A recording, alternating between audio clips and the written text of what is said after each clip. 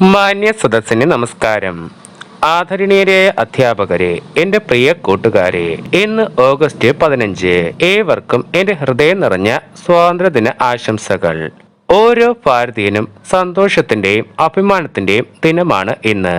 1947 August 15 British ആധിപത്യത്തിൽ നിന്നും India സ്വാതന്ത്ര്യം നേടി.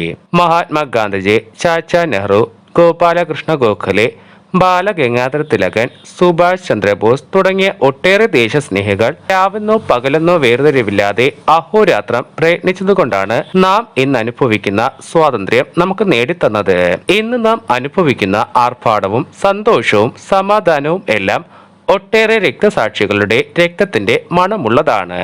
പിറന്ന നാടിനു വേണ്ടി ജീവൻ ബലി കഴിച്ച ധീരദേശാഭിമാനികളെ ഈ വേളയിൽ നമുക്ക് സ്മരിക്കാം. ശാസ്ത്ര സാങ്കേതിക വിദ്യാഭ്യാസ രംഗങ്ങളിൽ നാം ഒട്ടേറെ പുരോഗതി കൈവരിച്ചിട്ടുണ്ട് എങ്കിലും പല മേഖലകളിലും നാം ഇന്നും അസ്വാതന്ത്ര്യം അനുഭവിക്കുന്നുണ്ട്. ഈ ദിനത്തിൽ രാജ്യത്തെ പുരോഗതിയിലേക്ക് നയിക്കുവാൻ നമുക്ക് പ്രയത്നിക്കാം. ഏവർക്കും സ്വാതന്ത്ര്യദിന ആശംസകൾ ഒരിക്കൽ കൂടി ആശംസിച്ചുകൊണ്ട് ഞാൻ എൻ്റെ വാക്കുകൾ നിർത്തുന്നു. നന്ദി, നമസ്കാരം.